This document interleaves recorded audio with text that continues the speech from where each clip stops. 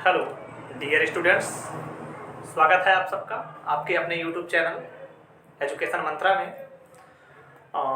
तो dear learners, dear students, पिछले class में हम लोगों ने डिस्कस किया था अपने एक नॉन फाइनाइट पार्टिसिपल के बारे में, और मैंने आपको बताया कि पार्टिसिपल 3 तरह के होते हैं: प्रेजेंट पार्टिसिपल, पास्ट पार्टिसिपल और परफेक्ट पार्टिसिपल। इसके बारे में हम लोगों ने डिस्कस कर लिया था अपने पिछले क्लास में। आज हम लोग उसी नॉन फाइट में से सेकंड पॉइंट को लेकर चलने वाले हैं, जिसका नाम क्या है? इन्फिनेटिव। तो चलिए फिर हम लोग इन्फिनेटिव को देखते हैं।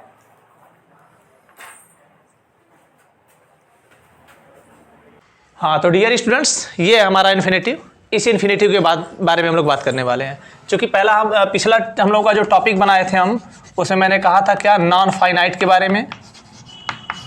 नॉन फाइनाइट का पहला पार्ट पार्टिसिपल, ये मैंने आपको क्लियर किया था, और ये दूसरा पार्ट है हमारा इन्फिनेटिव। यानी कि नॉन फाइनाइट का दूसरा पार्ट हमारा क्या है? इन्फिनेटिव है। तो आज हम लोग इसी इन्फिनेटिव को डिस्कस करने वाले हैं। चलिए सबसे पहले जानिए कि इन्फिनेटिव होता क्या है, आता कहाँ से, बनता कैसे है। तो इन्फिनेटिव यह बनता है किससे? वर्ब से बनता है। सीधे कह सकते हैं वर्ब से बनता है। क्लियर? और दूसरी चीज ये देखिए, वर्ब का स्पेलिंग थोड़ा मिस्टेक है, आप लोग ध्यान देना, यहाँ ऐसे, ठीक है, यह वर्ब से बनता है। और दूसरा चीज ये क्या कि नाउन का काम करता है। नाउन का काम करता है। ये दो चीज आपको याद रखना पड़ेगा कि हमारा इन्फिनेटिव वर्ब से बनता है और नाउन का काम करता है। ठीक, अब यह काम करेगा, नाउन का बनेगा वर्ब से, तो बनेगा कैसे? ध्यान इस पे देना है। तो पहले तो आप इसको जब पहचानना सीखेंगे तभी जान पाएंगे कि आप इसको यूज कैसे करेंगे, बनाएंगे कैसे। तो इसका सीधा सीधा पहचान जानते हैं क्या बनता है? इसका सीधा पहचान बन जाता है, यहाँ पे हम पहचान भी लिख दे रहे हैं। पहचान बनता है क्या कि वर्ब में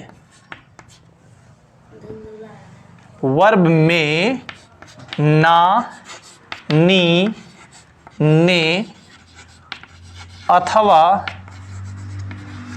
के लिए आता है।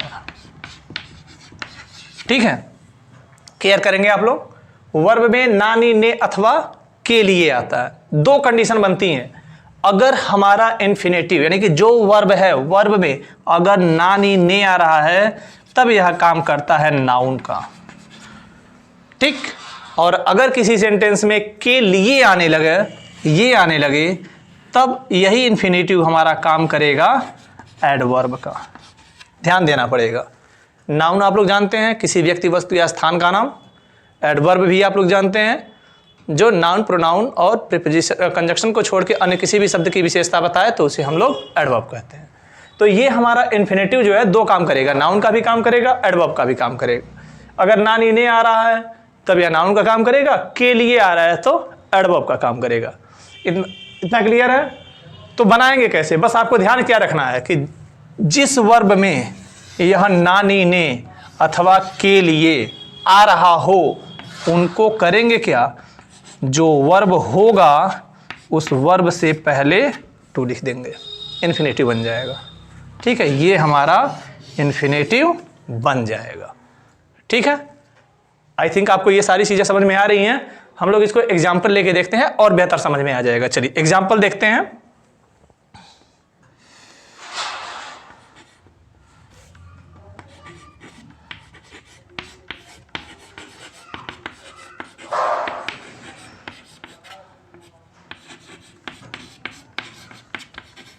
हाँ, थोड़ा ध्यान से इस सेंटेंस को देखिए। हम सब पढ़ने जाते हैं। ध्यान से देखेंगे तो आपको दो काम दिखाई देगा।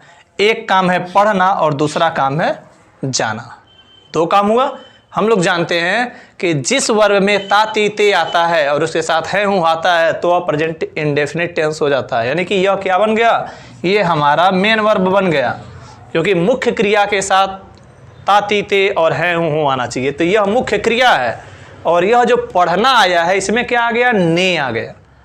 ठीक है, अभी मैंने क्या कहा कि ना, नी, ने आएगा तो वर्ब के पहले टू लगाना पड़ेगा। क्लियर है? चलिए देखते हैं हमारा सब्जेक्ट क्या बनेगा। वी, मेन वर्ब है क्या है? गो। अब क्या बचा, पढ़ने, पढ़ने का मतलब टू रीड कर देंगे।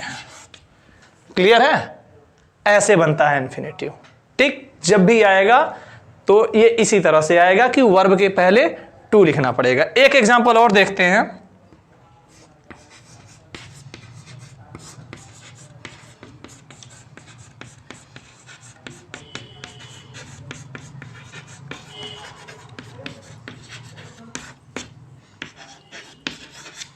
ये एग्जांपल है, दिन में सोना हानिकारक है ना। अब यह सेंटेंस, इस सेंटेंस में भी वही आया है, एक वर्ब है जिसमें क्या आ गया, नानी ने। मतलब ये हो गया कि हमको इसके पहले टू का यूज करना पड़ेगा। अब ध्यान से इस सेंटेंस को पढ़िए और बताइए कि सब्जेक्ट क्या है इसमें, तो पता ये चलेगा कि इस सेंटेंस में कोई सब्जेक्ट ही नहीं है। ठीक है, कोई सब्जेक्ट ही नहीं है। तो हम क्या करेंगे, ध्यान दीजिए, आपने क्या कहा कि नाउन का काम करता है, और आप जानते हैं कि नाउन सब्जेक्ट हो सकता है, नाउन सब्जेक्ट हो सकता है, तो क्यों ना हम इसी को नाउन बना दें, है ना। जैसे ही हम इसके पहले टू लिखेंगे, टू स्लीप, टू स्लीप लिखते ही यह बन गया इन्फिनेटिव। इन्फिनेटिव का मतलब नाउन, और नाउन सब्जेक्ट हो सकता है। ठीक, तो सब्जेक्ट हो गया, इसके बाद वर्ब आ जाएगा इज। अब क्या बचा, हानिकारक मतलब harmful, sleep, to sleep is harmful. अब क्या बचा, दिन में मतलब इन डे। क्लियर है, इस तरह से हम लोग इन्फिनेटिव्स का यूज करते हैं। आई थिंक आपको सारी बातें क्लियर हैं। एक बार फिर से देख लीजिए, इन्फिनेटिव वर्ब से बनता है या नाउन का काम करता है। जिस वर्ब में नानी ने हो अथवा के लिए आ रहा हो वही होता है इन्फिनेटिव। अगर नानी ने आ रहा हो तो नाउन का काम करेगा, के लिए आएगा तो एडवर्ब का काम करेगा। और इन दोनों सिचुएशन में वर्ब के पहले टू लगाने से इन्फिनेटिव बन जाता है। और ये आपका एग्जाम्पल है यहाँ पे। अब हम लोग बात करेंगे कि जो हमारा इन्फिनेटिव होता है वह काम कैसे करता है। तो इन्फिनेटिव का प्रयोग 5 तरह से किया जा सकता है। वो 5 तरीके कौन कौन से हैं, आइए हम लोग इस पे डिस्कस कर लेते हैं। ओके, पहला यहाँ पे लिखते हैं, एग्जाम्पल के साथ चलेंगे। पहला हमारे पास हो गया कि हमारा जो इन्फिनेटिव है, ये ध्यान रखिएगा, इन्फिनेटिव जो है ये काम करता है किसका, नाउन का। और नाउन का काम होता है 5। इस नाउन के कितने काम है, 5 काम में से पहला काम इसका क्या है। ठीक है, तो कोई भी जो नाउन होता है वो काम कैसा करेगा, ये काम करता है कैसे, subject to the verb. Subject to the verb मतलब यह वर्ब के लिए सब्जेक्ट का काम करता है। ठीक है, पहला चीज यही है कि यह वर्ब के लिए सब्जेक्ट बनता है। अभी एग्जांपल में दिखाए थे, सब्जेक्ट बना दिए थे इसी को। ठीक है, कैसे काम करता है देखिए।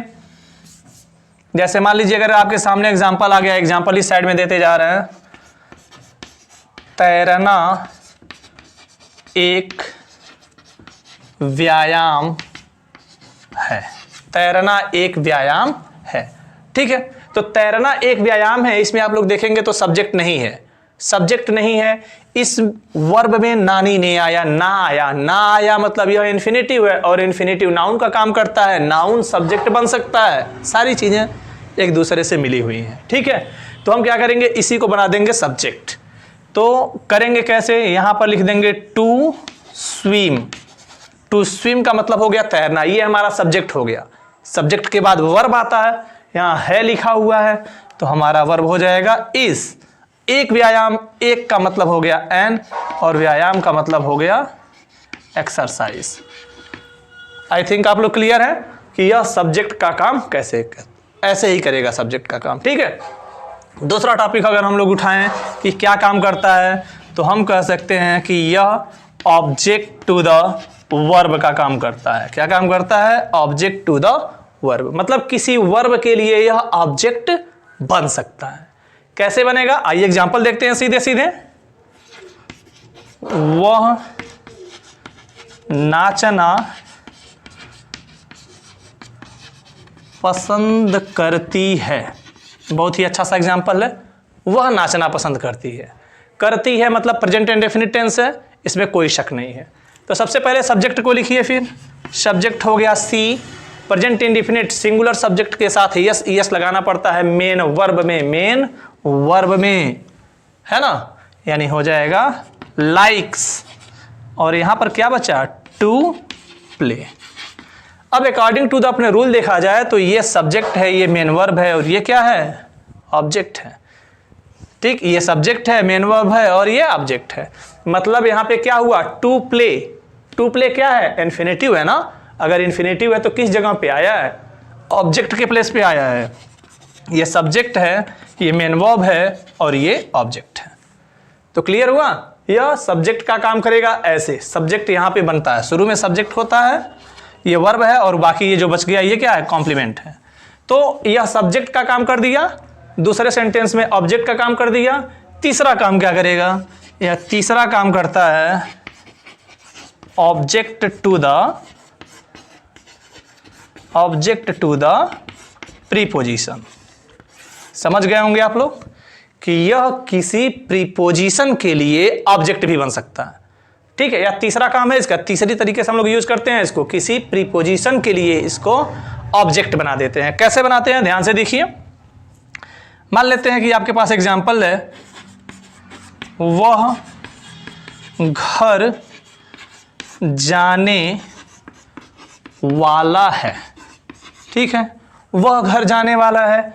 अब इसमें क्या करेंगे, सब्जेक्ट आपके पास हो जाएगा क्या, ही, वर्ब लगाएंगे इज, यहाँ लिखेंगे अबाउट, है ना, यहाँ पे लिखेंगे टू, और यहाँ पे लिखेंगे गो।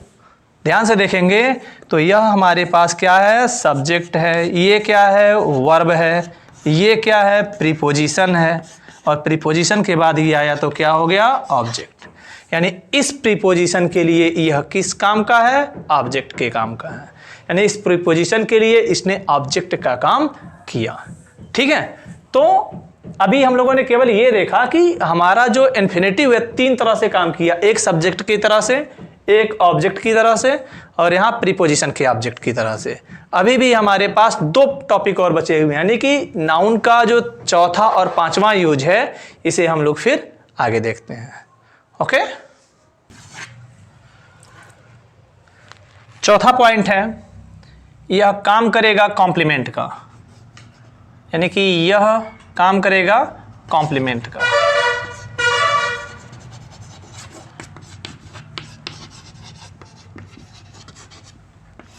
Complement to the verb. ठीक है, हमारा इन्फिनेटिव यानी कि नाउन काम किसका करेगा, कॉम्प्लीमेंट का काम करेगा। किसके लिए, वर्ब के लिए। कैसे काम करेगा, एग्जांपल देखिए, ज्यादा बेहतर होगा। अगर कहा जाए मेरी इच्छा मकान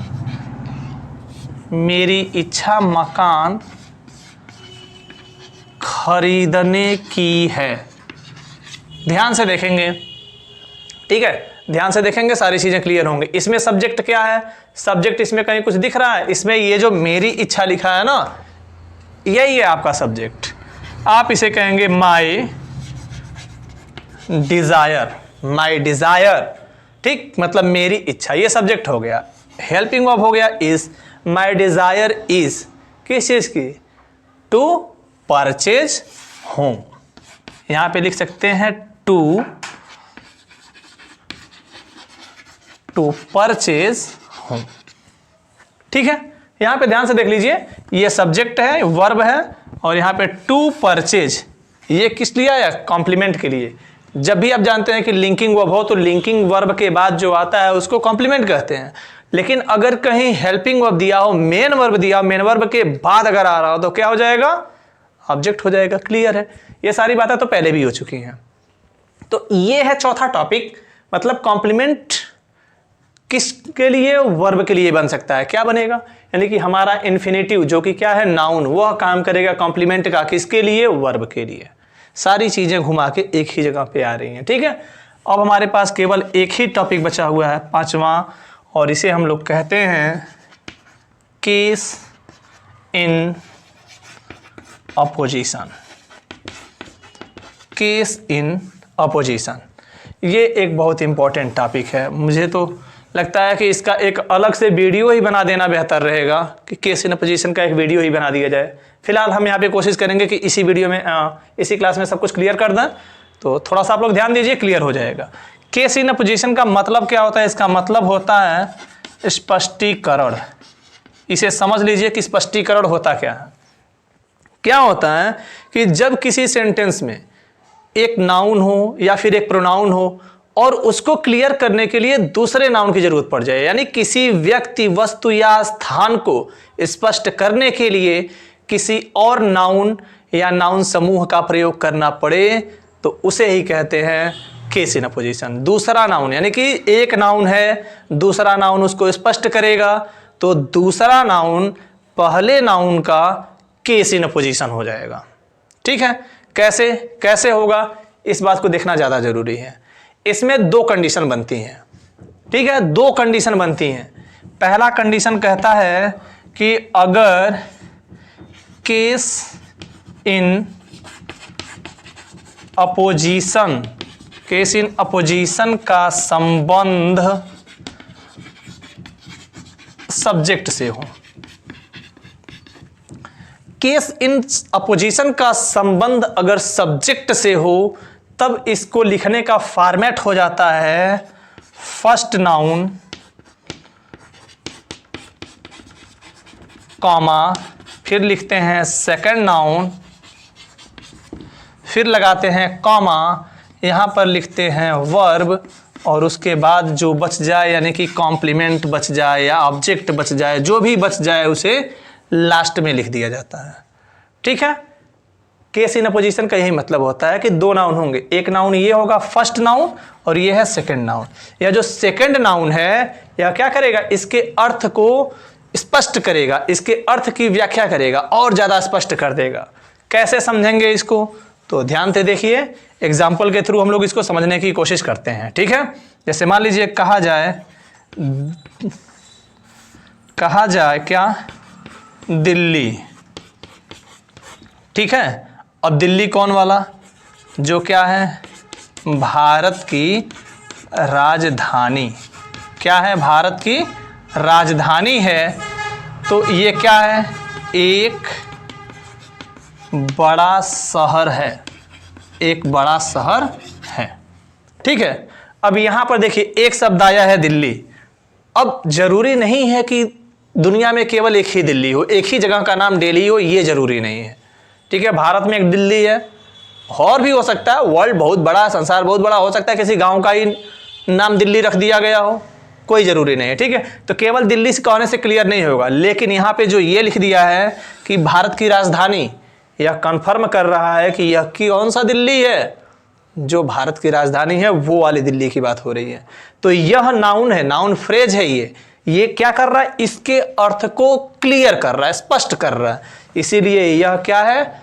यह पहले नाउन का केस इन अपोजिशन है, यानी पहले नाउन को जो स्पष्ट करेगा वही होगा केस इन अपोजिशन।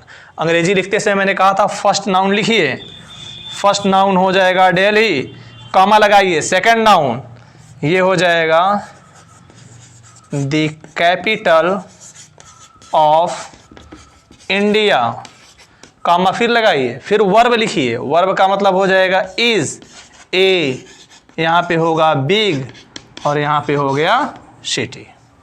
ठीक है, Delhi the capital of India is a big city. अब यहाँ पे द कैपिटल ऑफ इंडिया लिख देने से कंफर्म हो गया कि दिल्ली कौन सा? जो भारत की राजधानी है। ठीक है, इतना आप लोग क्लियर है। तो एक टॉपिक हुआ ये, केवल अगर केस इन अपोजिशन का संबंध सब्जेक्ट से होगा तब हम लोग ये फॉर्मेट लिखेंगे, first noun, second noun, verb और कॉम्प्लीमेंट। अगर हमारे केस इन अपोजिशन का संबंध ऑब्जेक्ट से हो जाए तब क्या करेंगे? आइए हम लोग उसको भी देख लेते हैं। ध्यान से देखिए, अगर केस इन अपोजिशन का संबंध इस सब्जेक्ट के बजाय ऑब्जेक्ट से हो जाए, सब्जेक्ट के बजाय ऑब्जेक्ट से हो जाए, तब क्या करेंगे? तब लिखने का हमारा जो पैटर्न होगा वह परिवर्तित हो जाएगा। ठीक है, कैसे? ध्यान से देखिए, मैं कल तुम्हारे चाचा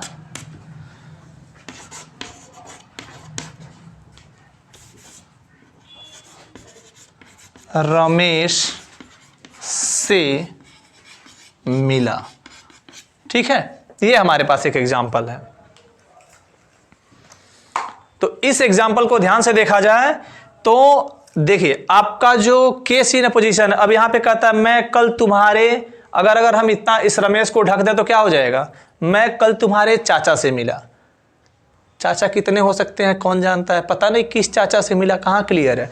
लेकिन यहां पे ये जो शब्द डाल दिया रमेश, यानी कि तुम्हारे जो चाचा हैं जिनका नाम रमेश है उनसे मिला है ये, ठीक है। तो यहां पर इस सब्जेक्ट से संबंध नहीं है इस रमेश का, इस रमेश का संबंध किससे है, इससे है। तो यह अगर सब्जेक्ट है तो ये क्या है, ऑब्जेक्ट है। और ये क्लियर, अब यही, अब ध्यान से देखिए, तुम्हारा चाचा, ये रमेश को क्लियर कर रहा है या रमेश तुम्हारे चाचा को क्लियर कर रहा है, यहां पे रमेश इसको क्लियर कर रहा है, ठीक है। अब यहां पे रमेश क्लियर कर रहा है और ये है ऑब्जेक्ट, स्पष्ट करने वाला शब्द है रमेश, यानी ये इस ऑब्जेक्ट को क्लियर कर रहा है, ठीक है। ये रमेश ऑब्जेक्ट को क्लियर कर रहे हैं, इसीलिए संबंध ऑब्जेक्ट से हो गया। जब कंडीशन, यानी कि जब केस इन पोजीशन का संबंध ऑब्जेक्ट से हो तो सबसे पहले हम लोग सब्जेक्ट लिखते हैं, फिर वर्ब लिखते हैं, फिर फर्स्ट नाउन लिखते हैं, उसके बाद सेकंड नाउन लिखते हैं, ठीक है, सेकंड नाउन लिखते हैं, लास्ट में फुल स्टॉप। ध्यान देंगे केवल एक कॉमा इसमें लगता है। पिछले वाले में मैंने कहा था, यानी कि जब केस इन पोजीशन का संबंध सब्जेक्ट से होता है तो पहले नाउन के बाद कॉमा लगाते हैं और फिर दूसरे नाउन के बाद कॉमा लगाते हैं। लेकिन जब केस इन पोजीशन का संबंध ऑब्जेक्ट से हो जाए तो केवल फर्स्ट नाउन के बाद कॉमा लगाते हैं और दूसरे नाउन के बाद फुल स्टॉप लगाते हैं। तब फिर इसको ट्रांसलेट करते हैं। सब्जेक्ट क्या है, आई, वर्ब है मिला, कौन सा टेंस हो गया, पास्ट इंडेफिनिट टेंस, यानी आई मेट, और यहां पे किससे मिला, योर अंकल, यही है पहला नाउन। ध्यान देंगे आप लोग, आई मेट योर अंकल, ये पहला नाउन है। तो पहले नाउन के बाद लगाइए कॉमा। अब क्या बचा है, उनका नाम था रमेश, तो यहां पे आगे लिख देंगे केवल रमेश। थोड़ा सा केयरफुल, ठीक है, I met your uncle Ramesh. अब जाके ये क्लियर हुआ। तो कुल मिला के हमारा जो इन्फिनेटिव है वो 5 तरह से काम करता है। पहला, वर्ब के लिए सब्जेक्ट बन सकता है। दूसरा, वर्ब के लिए ऑब्जेक्ट बनता है। तीसरा, अब किसी प्रीपोजिशन के लिए ये ऑब्जेक्ट बनता है। चौथा, या किसी ने पोजीशन बनता है। और पांचवा, वर्ब के लिए कॉम्प्लीमेंट का काम करता है। बस इतना ही होता है इन्फिनेटिव में, यही है इन्फिनेटिव। तो डियर स्टूडेंट्स, आज हम लोगों ने नॉन फाइनाइट्स के सेकेंड टॉपिक इन्फिनेटिव के बारे में पढ़ लिया।